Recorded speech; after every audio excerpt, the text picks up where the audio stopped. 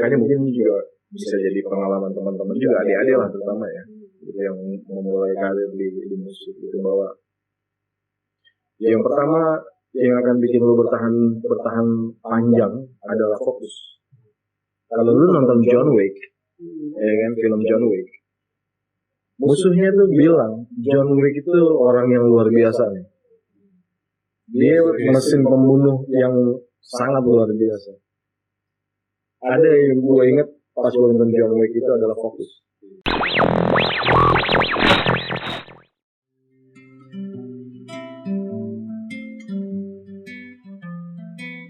Nih kan pasti ada titik puncaknya.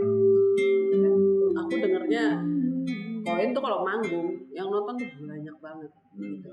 Nah, Kadang kita ekspresi sampai akhirnya sekarang aku pernah dengar juga nggak manggung.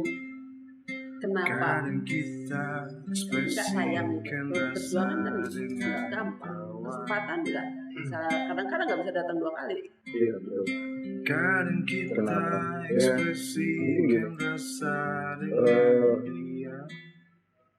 nggak lepas juga dari hukum alam sih sebenarnya. Kadang kita Semua kayaknya nggak semua sih, apa ya, kecenderungan musik berbeda pasti berbanding lurus sama selera orang gitu. Akan ada pergeseran selera juga, salah satu faktornya itu gitu. Artinya bukan lagi Koin pada waktu dia turun memang sudah tidak diminati orang banyak, bisa jadi. Gua nggak bilang bahwa itu faktor utamanya, tapi bisa jadi itu jadi salah satu faktor. Tapi gue cuma pengen ngeliat hal yang bisa gue raba aja deh gitu. Yang gue raba adalah begini, mungkin gue pengen ngeliat internal gitu, bahwa ya betul Koin pernah nyampe di titik puncak lah, katakanlah begitu ya, di area lokal Tangerang Selatan. Tapi pada waktu itu juga kita masih belum dewasa, termasuk gue. Kita masih belum dewasa, masih belum bisa memanage gitu keberhasilan itu. Ya pada akhirnya kita nggak bisa mempertahankan itu dengan baik gitu. Makanya mungkin juga bisa jadi pengalaman teman-teman juga, adik-adik lah terutama ya, gitu, yang memulai karir di musik itu, bahwa yang pertama yang akan bikin lo bertahan panjang adalah fokus. Kalau lu nonton John Wick, ya kan, film John Wick, musuhnya tuh bilang John Wick itu orang yang luar biasa nih. Dia mesin pembunuh yang sangat luar biasa. Ada yang gue inget pas gue nonton John Wick itu adalah fokus orangnya luar biasa. Analogi fokus gue gunakan di sini untuk bisa ngasih tahu teman-teman atau juga adik-adik yang berkarir di musik, bahwa tanpa fokus umur lo akan pendek. Tanpa fokus mungkin juga lo akan kesulitan mencapai satu titik level yang lebih tinggi gitu. Nah mungkin itu yang terjadi sama Koin gitu, bahwa kita nggak fokus. Kenapa nggak fokus? Ya lebih karena kedewasaan menurut gue. Pada waktu itu kita memang betul-betul masih labil, nggak menguasai ilmu manajemen,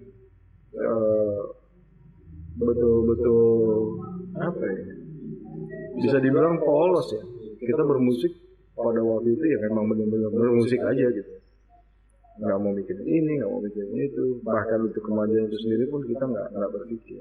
Mungkin ada tapi prosentasenya nggak banyak gitu. Gue cuma bisa bilang bahwa faktor terbesar yang bikin Koin jadi meredup adalah Koin nggak punya fokus yang cukup gitu untuk bisa ada di level itu gitu. Jadi kalau gue ngomong gue sebagai pelatih bola gitu ya, dan Koin adalah pemain gitu ya kan, Koin dia lalai sama fokusnya, sesimpel itu. dalam seni kehidupan apapun, dalam pekerjaan apapun, dalam jenis pekerjaan apapun, kalau kita nggak punya fokus, ya bersiaplah turun. Mungkin terlalu nyaman kali awalnya. Bisa jadi terlalu nyaman. Bisa jadi terlalu nyaman. Ya. Kan sulitnya gini, kalau lu ngeband, maka porsi lu nggak 100%, karena lu akan bersilang pendapat, berbeda pendapat, atau juga bahkan berdebat sama teman band lu. Itu friksi yang ada mungkin di semua grup. Mas, dari tadi yang udah di titik puncak gitu ya, terus akhirnya siapa yang memutuskan untuk gue kayaknya vakum dulu deh, gitu. Mungkin ini titik yang semuanya harus berpikir ulang, gitu. Gue sempat keluar dari Koin. Tapi sebelum itu memang ada beberapa kejadian dulu gitu. Salah satunya adik keluar. Kita potong ceritanya sampai titik di mana ada perbedaan cara pandang gitu. Beberapa orang di dalam Koin, terutama waktu itu adik gitu. Adik memang tipikalnya apa ya? Mungkin kalau di Rolling Stones dia Brian Jones gitu, attitude-nya, cara pikirnya, dia Brian Jones, orang yang secara pendirian memang lebih apa ya, lebih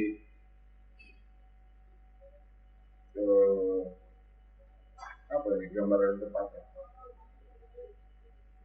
Kalau bukan sakot apa ya, cara pandangnya agak kacau kalau menurut apa ya, standar gitu, standar berpikir apa agak kacau.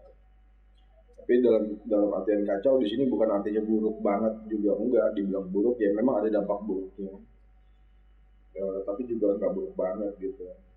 Kalau gue sebagai seorang teman, sebagai seorang member Koin juga, member band, ya gue ngeliat orang seperti adik nih, kalau lu ngeband banyak band, mungkin lu akan nemuin beberapa yang tipikal sama. Dan itu menurut gue cuma cara bagaimana lu bisa ngedrive aja. Karena kan untuk bisa memahami seorang teman yang gak begitu itu, lu masih punya keluasan hati juga.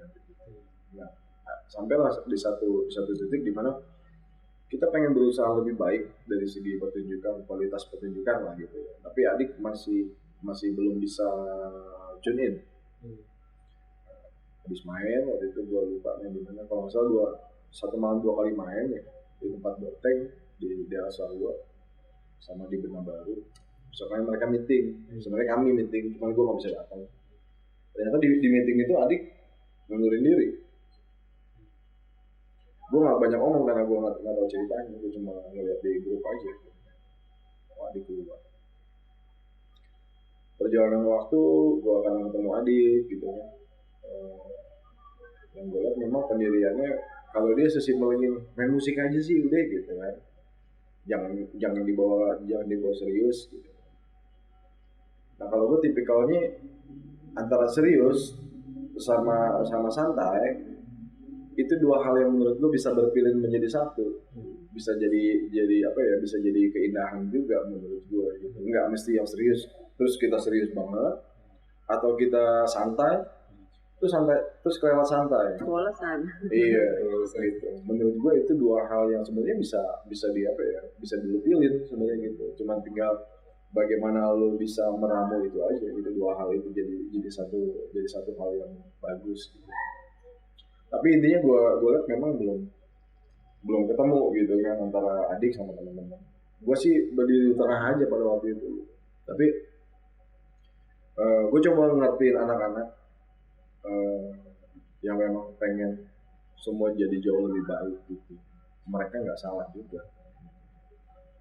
Tapi di sisi lain juga memang ngehandle adik juga butuh keluasan hati kayak yang tadi gue bilang gitu. Kalau lu kurang sabar ya mungkin nggak akan ketemu gitu jalan keluarnya. Jadi sekitaran itu kan ngomong terus yang gue bilang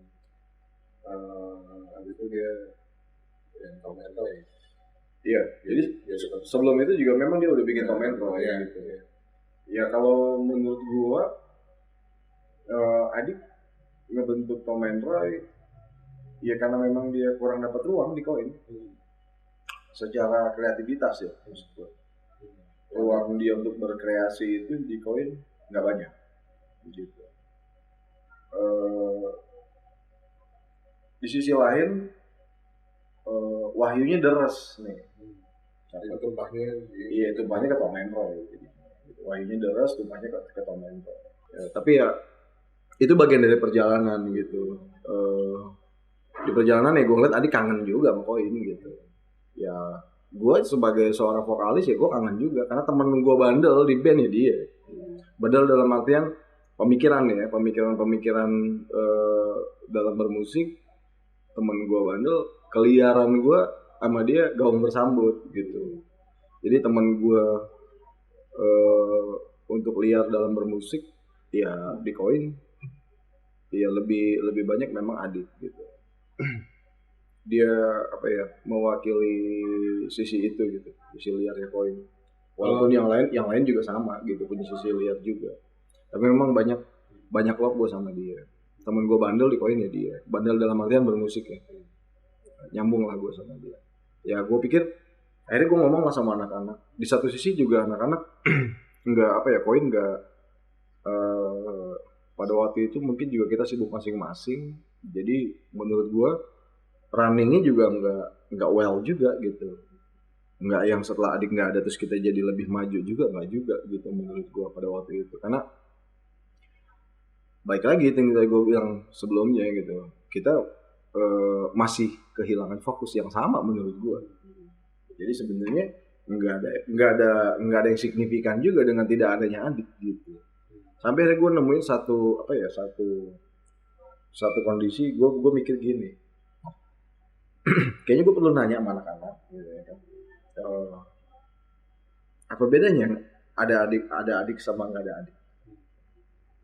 Gue rasa bedanya cuma kalau ada adik lu jadi kusut mikirnya ya kan.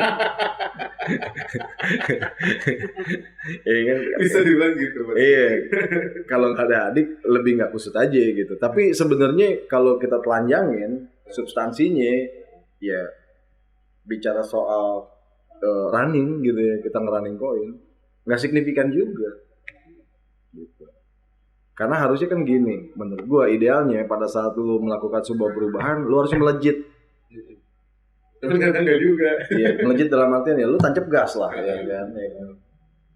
Tapi nggak juga, gitu ya.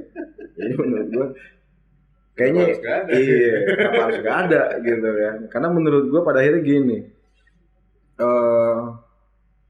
bicara koin, buat gua bukan cuma musik. Itu keluarga. Meskipun gue jarang ketemu Kene, mungkin gini, kalau Jagger sama Keith Richard sering bikin lagu bareng, Steven Tyler sering bikin lagu bareng sama Joe Perry, gue sama Kene nggak pernah melakukan itu. Sedikit sekali walaupun pernah gitu ya, sedikit sekali intensitas gue sama gitaris gue yang satu ini. Tapi sejauh apapun gue sama mereka satu sama lain, buat gue koinnya keluarga. Keluarga aja gitu. Jadi gue pernah Doger saksi hidup lah. Doger. Gue pernah ditawarin, seingat gue 4 kali untuk solo. Dan semua tuh tawaran yang sangat menggiurkan kalau secara realistis ya. Karena itu orang-orang label gede gitu. Kalaupun ada yang gak label gede, duitnya banyak. Kalau gue waktu itu gila sendiri, bisa aja gue lakuin itu. Salah satu momentum yang gue lakuin untuk menolak itu Doger tahu, karena cuma gue sama Doger berdua yang pergi ke Meruya untuk ketemu sama ownernya di Stara waktu itu. Dia bilang, ini gue tertarik sama koin, gue suka warna vokal lu, cara lu nyanyi kayak Jagger menurut dia. false tapi enak gitu. Rada false cuman enak. Ada di tengah-tengah antara false nggak false tapi enak. Jagger tuh karakteristiknya gitu menurut dia. Tapi gue bilang bahwa gue nggak mau solo. Ini teman-teman gue dari zaman gue susah. Nggak mungkin gue ninggalin mereka gitu. Gue cuma pengen merasakan keberhasilan bareng sama mereka. Doger saksinya. Seingat gue Doger waktu marah sama anak-anak, bukannya marah meledak-ledak enggak, cuman ada satu momentum apa gitu, boleh konfirmasi lah ke Doger. Doger kalau nggak salah sempat ngomong gitu. Kabarnya tuh kalau mau ya gitu, ninggalin lu, udah dari dulu dia ninggalin lu.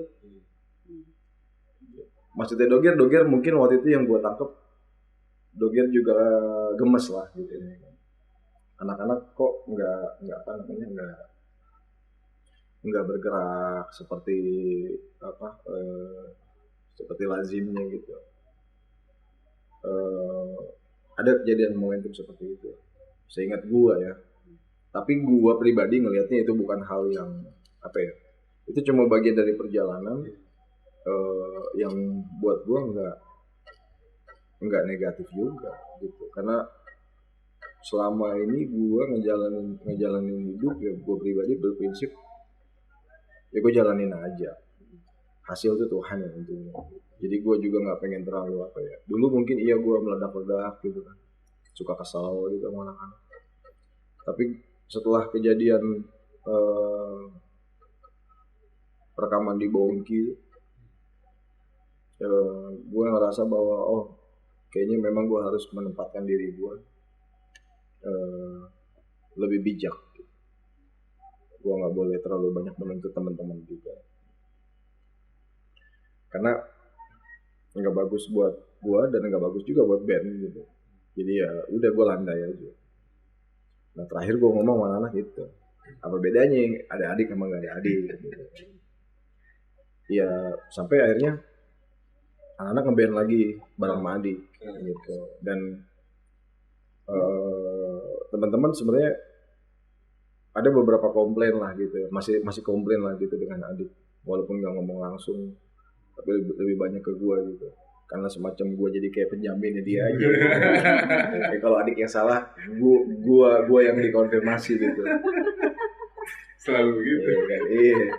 Tapi ada poin ketika lagi slow misalnya, kan sempat sama Bibi dulu ya. Iya sama Stairway. Stairway itu Zina ya, sama JJ Jason Ranti. Iya. Sama JJ, sama Dado ini drummernya Flowers. Sama Kanda ini keyboardisnya Crossboy. Sama siapa ya? Sama Boteng dari Koin yang gue ajak pemain bass Boteng. Sama Om Oyo. Pemain harmonika. Itu sempat gimana tuh? Cerita seru juga.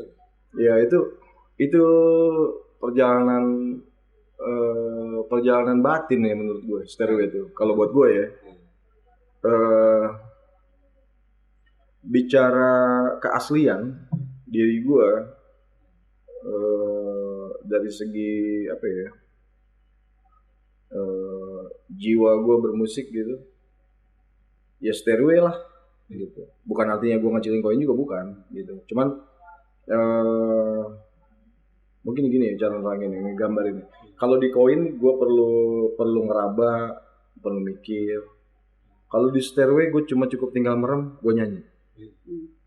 Gitu. Karena memang pelepasan jiwa gue lebih apa ya? Nyampe. Iya lebih di Stairway lebih ini ya. Gitu. Ya paling bukan beban apa ya? Tekanan gue cuman gue harus menghafal lagunya gitu aja gitu, karena memang lagu harus dihafal kan. Tapi begitu gue nyanyi, gue tunin nama lagunya jauh lebih ya itu gue gitu, karena memang dasarnya memang gue bluesy mungkin ya gitu. Jadi karena waktu itu ketemunya sama anak-anak dan kebetulan anak-anak ya memang lebih blues gitu. JJ kita di Stairway bawain lagu-lagunya JJ memang. Waktu itu yang punya band, yang nggak punya band lah, yang nggak punya band cuma JJ sama Oyo. Gue ketemu mungkin sekitar tahun 2007 ya, yang gue inget. kita lagi bikin album Coins, gue ketemu di jembatan di dekat rumah JJ, terus kita nongkrong, misalkan jadi akrab. Karena sebelumnya gue kenal sama Kanda, tahu JJ juga, mereka juga tahu gue, tapi nggak pernah bertemu salaman, terus nongkrong itu belum pernah di malam itu aja baru. Ya kita bikin itu gitu, Stairway to Zina. Kanda sih yang pertama kali info gue bahwa nih kita ngeband yuk. Gitu. Sebenarnya bukan Stairway to Zina yang pertama, justru Police Vampire namanya. Gue, Kanda, JJ, Handi itu dulu dia gitaris jazz. Gitaris jazz. Brengsek juga nih dia nih ya kan. Sekarang dia main motor terus ya kan, Tapi ini salah satu gitaris ajaib lah menurut gue. Selain JJ, Kene, Handi itu menurut gue gitaris ajaib, Adung. Terus satu lagi siapa ya? Si Pingpong tuh namanya gue lupa deh. Terus sama Ferdi drummernya. Kalau lu kenal Doni nggak? Doni bass. Nah mereka dulu ngeband. Hendy sana juga berarti. Iya, gitarisnya Doni. Jadi mereka dulu pernah seband tuh, satu band. Doni, Handi, Ferdi, vokalisnya cewek kalau nggak salah berempat. Kalau latihan gue suka nontonin mereka. Iya mereka. Kadang-kadang gue ganti Doni yang nggak bisa. Nah, itu Police Vampire, cuman Police Vampire hilang arah. Iya. Akhirnya kita terusin jadi Stairway to Zina. Lebih banyak itu biasanya. Iya. Andi kalau punya duit bikin tato mulu. Tatonya udah banyak banget. Gak yang gemes. Iya, Ferdi. Kalau Ferdi, shuffle terus. Terus apa namanya? Akhirnya jadilah Stairway to Zina. Oke. Lagu pertama yang kita buat itu kita rekam Berangkat judulnya. Itu yang main bass Handi itu masih. Handi ngisi bass. Tapi abis itu dia ngilang. Klep hilang. Gua, Kanda, Dado, JJ. Yang ngisi bass Handi. Begitu gue denger musiknya, gue langsung bilang sama Kanda, gue kenal pemain harmonika nih dari The Fitris, teman-teman di Ciletot Baru, ada Oyo namanya, sabi banget. Kalau kita mau bikin band, menurut gue akan sabi kalau misalnya kita bawa harmonika, tapi bukan sebagai pelengkap. Karena kecenderungannya harmonika itu kalau ada band atau ini ya dia semacam kayak, kalau menurut gue dia instrumen pelengkap, bukan instrumen utama gitu. Konsepnya adalah kalau kita bikin band, gue pengen harmonika tuh porsinya sama seperti instrumen lain. Gitu. Kalau gue nggak punya instrumen dalam bentuk alat, instrumen gue ya suara gue. Gitu. Jadi artinya kapasitasnya semuanya sama rata. Ya itu terjadilah Stairway to Zina. Gitu. Dan itu berjalan sampai sekarang, tapi kita vakum. Sebenarnya bukan vakum, karena kalau gue pribadi ngeliatnya gini, Stairway itu sesuatu yang gue memperlakukannya lepas dari tuntutan. Jadi kalau memang dia mau ngeband enggak juga nggak apa-apa. Karena memang kalau buat gue pribadi, Stairway itu tempat gue rekreasi. Kalau gue udah betul-betul penat ketemu musik Stairway itu nyanyi gitu ya itulah pelepasan gue gitu, jiwa gue, kebebasan gue, rasa merdeka ya di situ gitu. Terus kita itu kayaknya gue sempat kenal sama dia juga gitu. Sempat kesini apa gue ketemu di Pamulang gitu. Di Pamulang kayaknya juga kan. Iya. Sempat Sandi juga main gitu. Iya di Pamulang Square di atas. Iya. Acara amal waktu itu gue Merapi kan. Gue jadi sempat kenal dia dari beberapa kali bareng juga kan. Emang orangnya adem aja ya, kalem aja gitu ya. Diem gitu. Kalau yang belum kenal gitu kan, diem nggak banyak ngomong. Imut-imut. Iya. Tapi kalau makin kenal mungkin lain nih. Brengsek. Kalau imut-imut pegang gitar gitu. Udah gitu kalau kayaknya. Iya, brengsek. Rata-rata teman gue antik-antik sih. Gitu, maksudnya di Stairway itu emang orangnya antik-antik. Mungkin kalau kapan ditemuin jadi juga ikutan ngobrol berdua sama lu ya. Iya. Rusuh dia. Iya, rusuh. Kagak berdua. Boleh, undang lah dia. Iya, jadi emang kalau JJ tuh apa ya? Dia ya kalau di Stairway kita bawain semua lagu dia dan nggak ada lagu ciptaan yang lain. Gue juga nggak pengen nyiptain lagu buat Stairway gitu, karena menurut gue Stairway to Zina tuh apa ya? Bentuk artistik. Jadi cara gue memahami musikalitasnya, memahami teman-teman gitu ya, memahami cara kami bergaul, gua, Kanda, Dado, Bonteng, Oyo, ya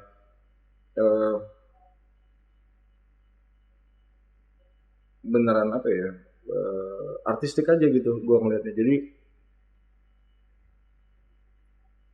nggak biasa gitu. Di balik kita nggak ketemu apa segala macam ya, tapi hasrat kita sama-sama gede aja gitu.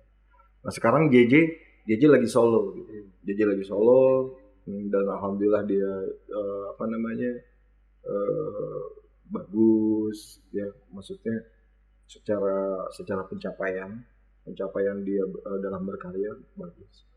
Gua ikut bahagia lah. Justru sekarang gue lebih banyak sama Kanda, sama Dado gitu. Terutama Kanda karena memang gue sekarang lagi banyak ngerjain project solo. Lagu-lagu gue yang memang gue pengen bawain buat karya solo itu gue ngerjain berdua sama Kanda. Kanda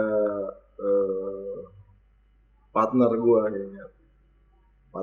dalam bermusik nih saat ini gitu. Selain Koin sama Stairway, Kanda. Kadang-kadang gue juga minta bantuan sama Dado, tapi memang lebih intens sama Kanda. Karena memang Kanda, kebetulan dia memang penguasaannya sama keyboard kan bagus ya. Kebetulan juga gue nggak bisa main instrumen, gitu. Udah gitu penguasaan Kanda sama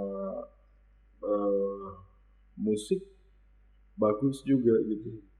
Jadi gue ngerasa apa ya, bener-bener dia teman gue diskusi apa segala macam, Kanda lah paling. Gue kalau bikin sama dia gitu, gue bisa lupa waktu banget ya. Kalau gue nggak punya istri mungkin gue nggak pulang kali kalau udah ketemu sama dia. Gitu. Jadi banyak yang bisa digarap karena dia tipikal orang yang apa ya. Ini luar biasa sih teman gue juga yang satu ini. Orangnya kalau udah ngerjain sesuatu tuh orangnya memang disiplin deh. Ya itu yang gue belajar dari Kanda tuh. Disiplin dia tuh apa ya? Willingnya sama musik tuh gede banget. Dan tanggung jawab dia saat ngerjain itu luar biasa banget. Ya, gue sadar gue orang yang kurang disiplin terkadang. Dan dialah yang ngejagain relnya tetap bisa dilaluin gitu. Mungkin kalau nggak ada dia juga gue nggak tahu deh. Kayaknya gue kesulitan gitu. Karena orang yang bisa mahamin gue pengen begini, pengen begitu, Kanda tuh ini banget gitu. Dia lah orangnya gitu. Kalau Dado tuh pernah 100% ya? Iya, Dado pernah sama Aci sama Yudi ya.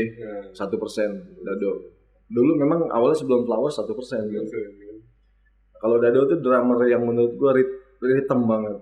Jadi Aci nggak ngeband lagi karena Dado banyak bandnya. Iya. Kasian ya. Ditinggalin. Akhirnya Aci sama gua waktu zaman Edik doang kan. Kalau Bandi. Aci. Kenapa Aci di buat sama Bandi gitu. Iya di kandang jurang. Karena Dado emang dia orangnya juga nggak bisa diem deh Dado, nggak bisa diem.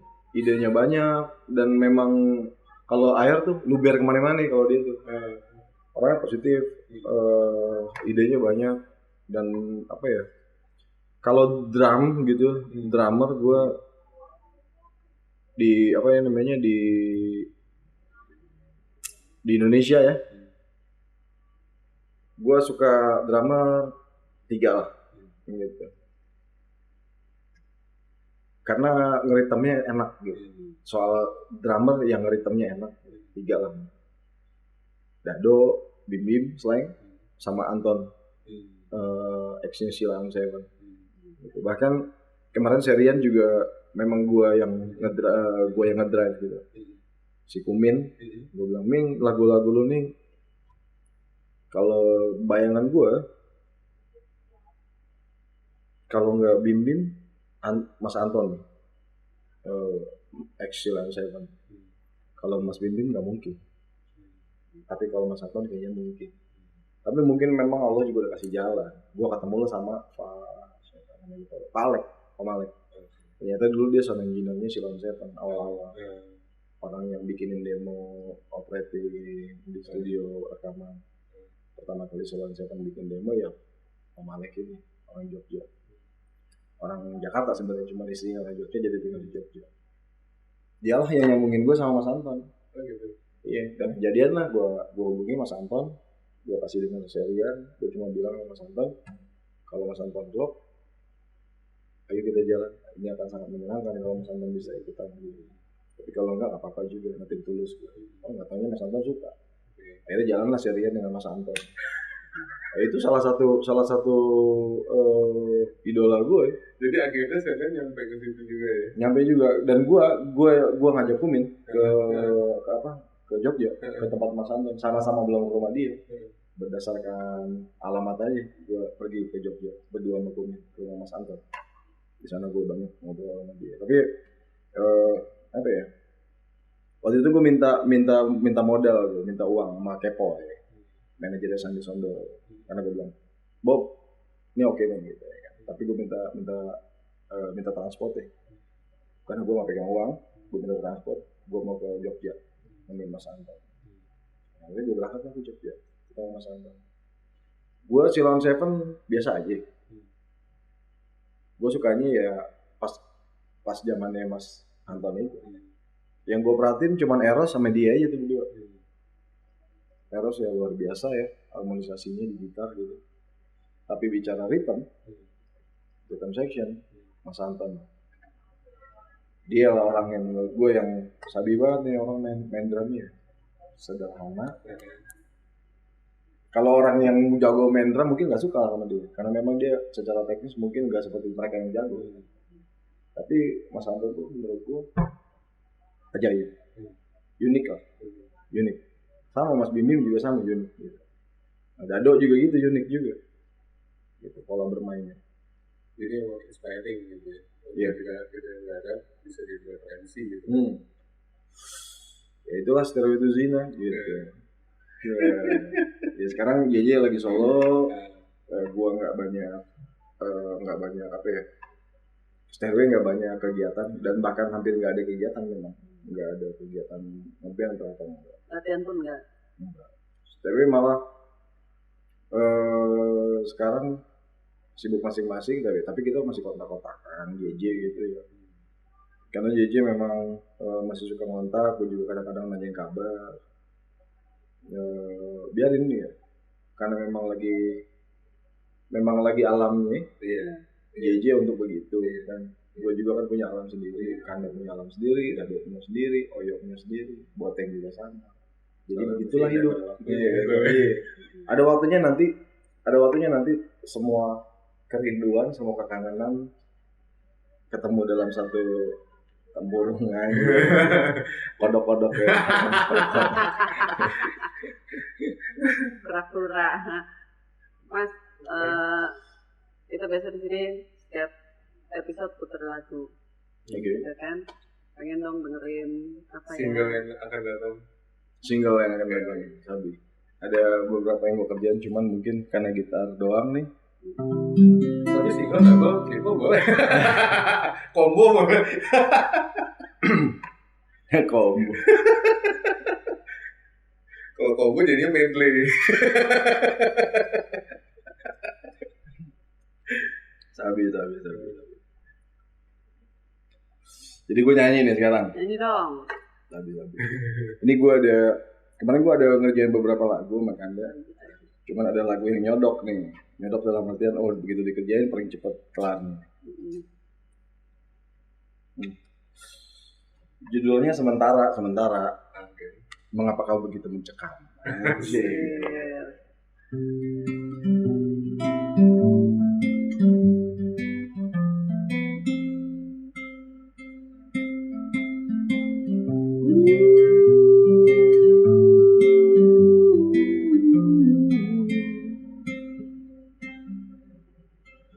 Kadang kita ekspresikan rasa dengan tangis sedih.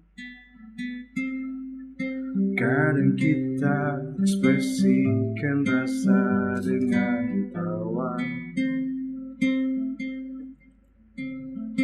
Kadang kita ekspresikan rasa dengan dia. Kadang kadang-kadang. Tapi kau berbeda. Kau bukan biasa. Ku rasa kau hanya punya satu rasa. Kau mengaum.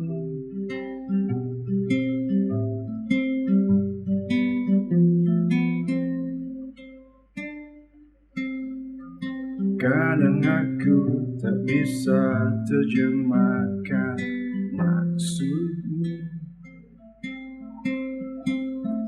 Kadang aku terlalu sulit membaca arah pikiranmu. Kadang aku tak bisa terjemahkan semua. Kadang aku, kadang kamu, kadang-kadang. Tapi kau berbeda. Kau bukan biasa. Ku rasa kau hanya punya satu rasa. Kau mengaum, kau menyalak, kau menggeram, oh mencekam.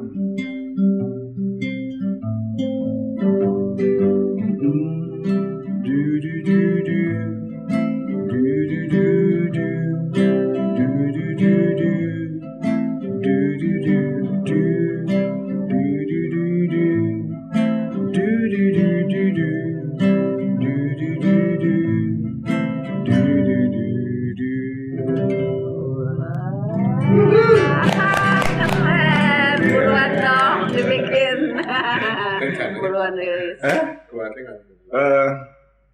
Baru selesai di rekam, tinggal nunggu waktu buat mixing mastering, segera gue rilis. Jadi emang polanya gue nggak nunggu album, satu kelar rilis aja. Jadi mungkin secepatnya, tapi gue nggak tahu kapan. Jadi ini judulnya tadi Mengapa kau begitu mencekam? mengapa kau begitu mencekam? Tentang pasangan ya. Tentang pasangan. Jadi mungkin gini. Mungkin lo punya pasangan yang bawaannya cranky, ya marah, ya kan dikit-dikit kesel gitu ya kan. Kalau lo ketemu yang kayak gitu, ya. Gitu. Jadi lagu ini tentang begitu deh. Ya tapi ada bagus ya kadang-kadang. Ini ada lagi gue. Iya. udah ngerasain ya. Iya. Karena gini, kita tuh laki-laki memang kadang-kadang out of control. Ya, lepas kendali nih. Pasangan lah yang jadi remnya gitu. Begitu juga sebaliknya, kadang-kadang cewek lepas kendali ya cowoknya lah yang jadi remnya gitu. Ya. somehow bagus. Tapi kenapa jadi judul jadi secara meaningnya sesuatu yang mencekam gitu. Jadi sebenarnya itu satir sih menurut gue. Jadi gue nulis lagu itu nggak nyampe 3 menit kayaknya.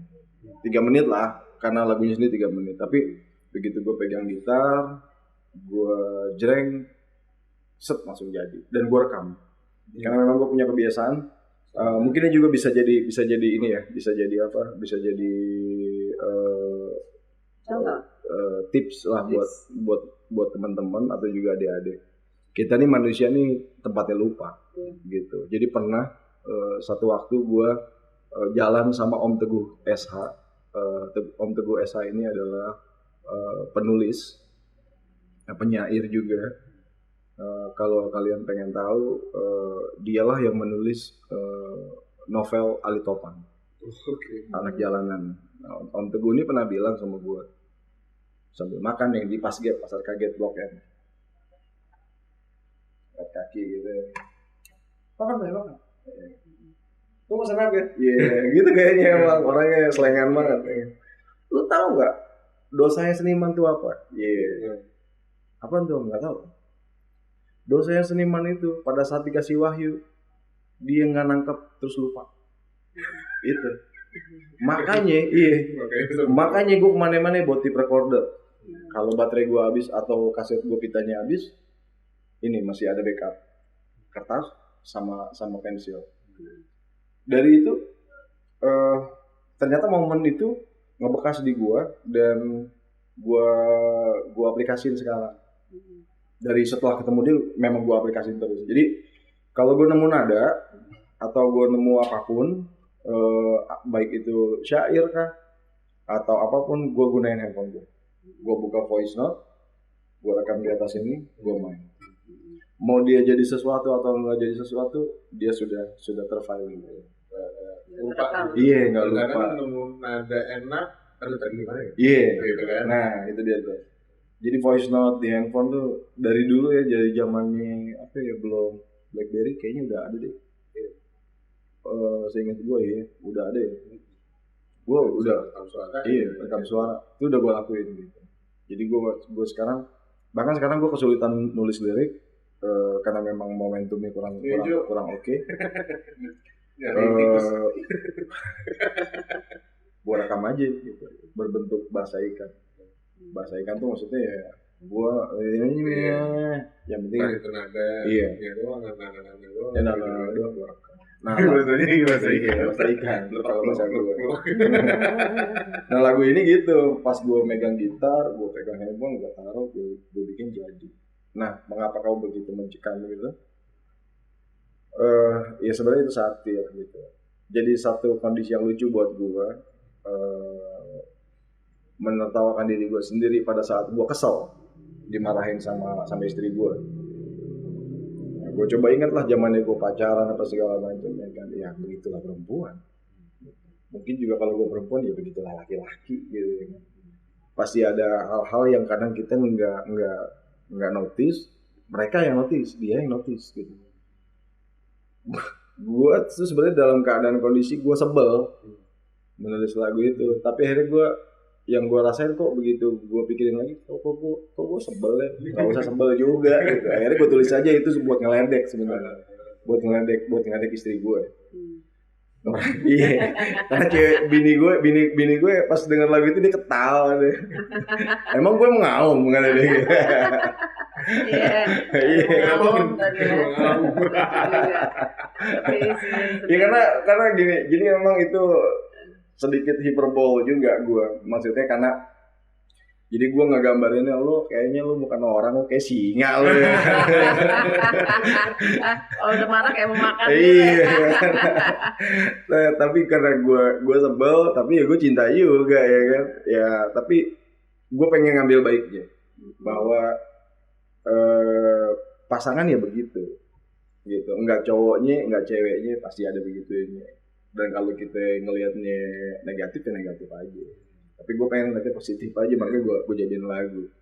Jadi sebenarnya itu bukannya ini ya, gue Gue ngeledekin istri gue, ngeledekin diri gue sendiri juga. Gitu.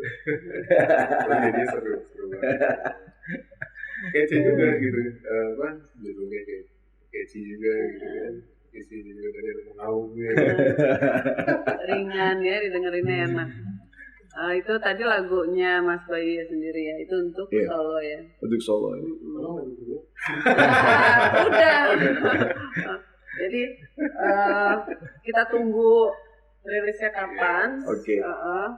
Terus barangkali nanti kalau sudah rilis bisa kita putar ulang lagi. Mungkin nanti ada video klipnya. Boleh. Barangkali nanti bisa kita kerjasama untuk bikin video klipnya.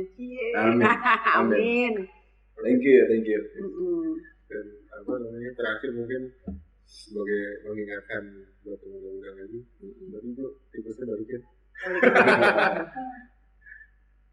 Apa namanya?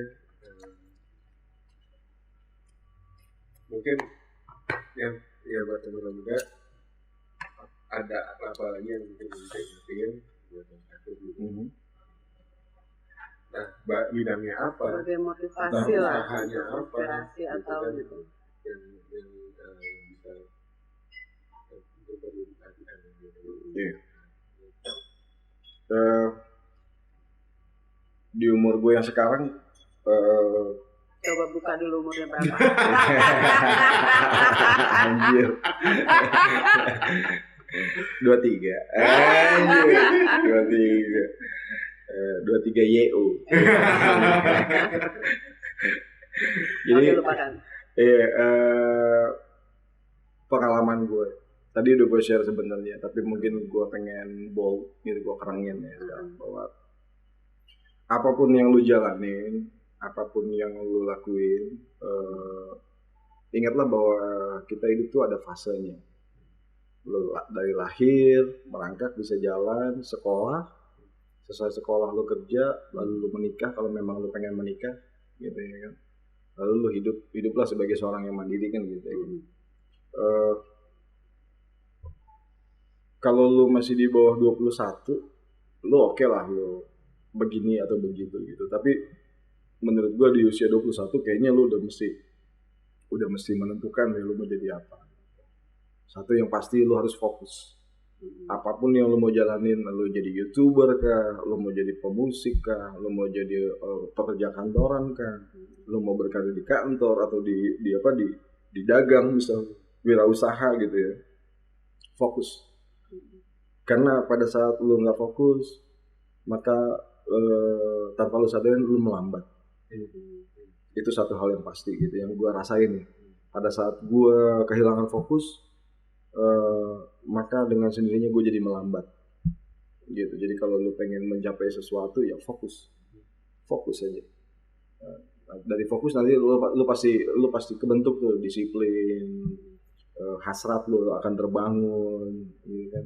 Terus juga koneksi lo, network, ya kan, social life lo, itu pasti dia semua akan ngikutin itu.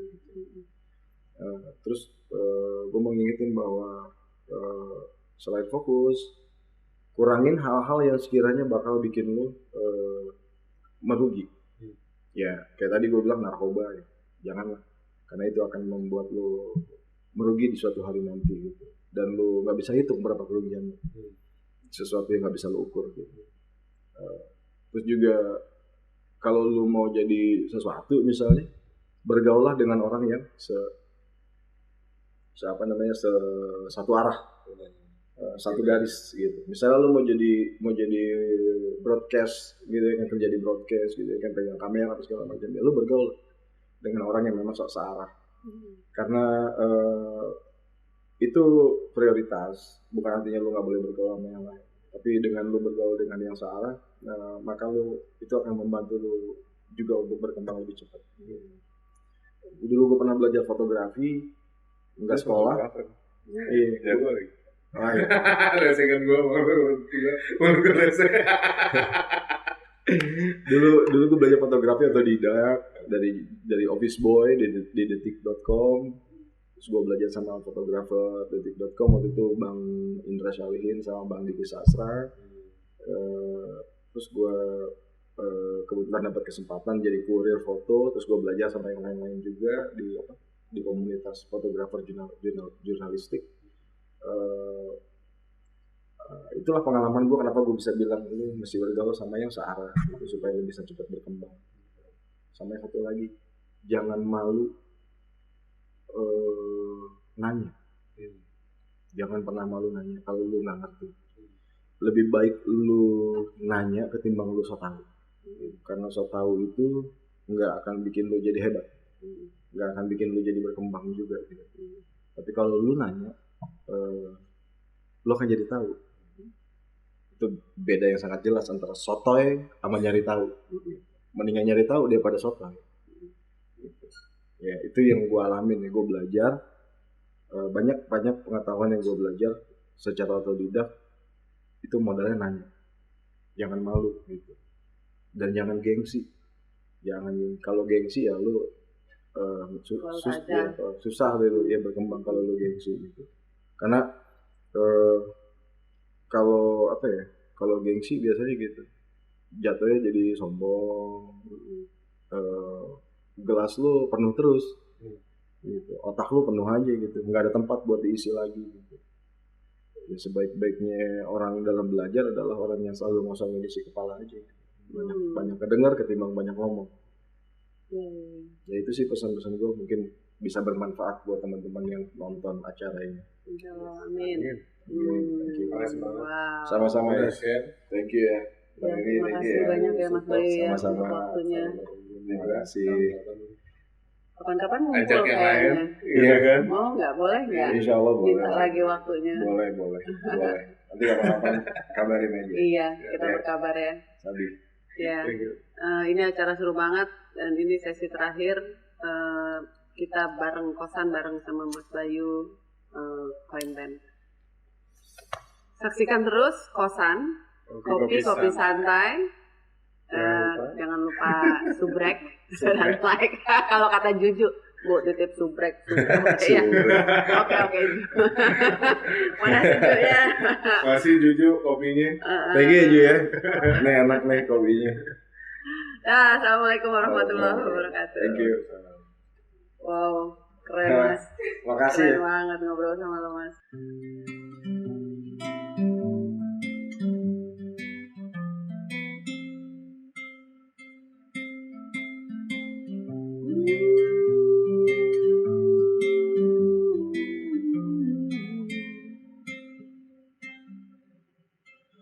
Kadang kita ekspresikan rasa dengan tangis sedih. Kadang kita ekspresikan rasa dengan tawa. Kadang kita ekspresikan rasa dengan diam.